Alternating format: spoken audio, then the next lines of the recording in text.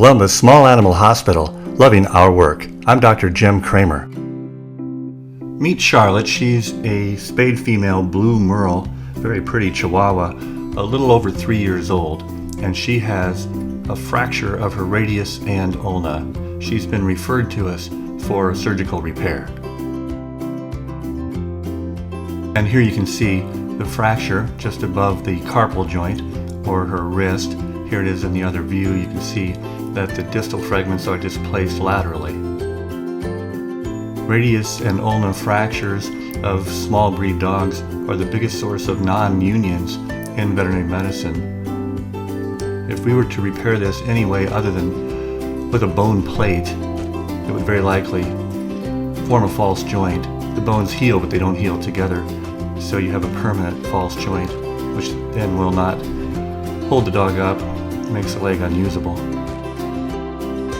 So I'm making a craniolateral approach to this fracture, and Dr. Stephanie now has stepped in to help me with this. We actually have hours of video on this case. It was extremely difficult to get this realigned or reduced. This video is highly edited. At this point, we're trying to hold it in place with a temporary Steinman pin. We're trying to place this so it can keep the bones reduced while we apply the bone plate, with the idea that then we would remove the Steinman pin. But ultimately, that approach was not successful.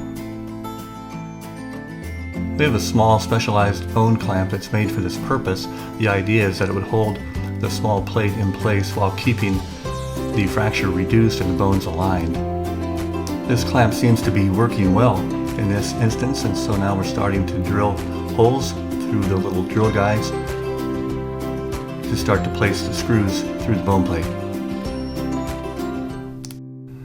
These specialized plates have a feature, which is that the screws lock into the plate. It's called an internal fixator. In order for this to work, the holes have to be drilled perpendicular, and thus the little drill guides are utilized so that the hole is drilled perpendicular. They also give the surgeon a way to manipulate the plates. They're quite small and they're hard to hold and move around, so the little drill guides that kind of screw into the drill holes allow you to manipulate and control the plate as well as the drill bit. These are micro plates and micro screws. They are quite small and therefore difficult to manipulate.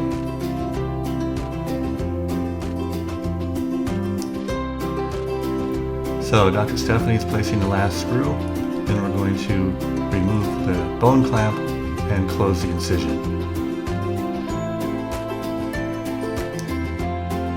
Again, the time that this actually took is far greater than we're showing in this video.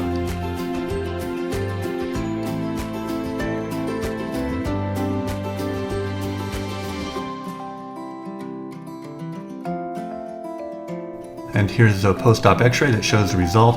You can see this is a comminuted fracture, multiple pieces. Here's the other view, perfect realignment. We're extremely pleased with that. And here is Charlotte a few days later, and you can see she's using her leg incredibly well. This is a referral, and so Charlotte is not a regular patient, and so once she goes home, we're going to see her once more 2 weeks post-surgery to remove the skin staples, and then we probably won't see Charlotte again.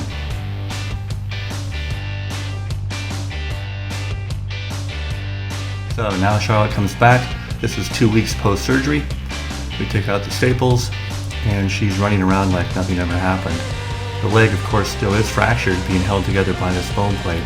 Once it heals, the plate will no longer be needed for anything, but we won't take it out unless it causes some kind of a problem. So Charlotte is making a full recovery. She's going to run and play as if this never had happened. Columbus Small Animal Hospital, loving our work.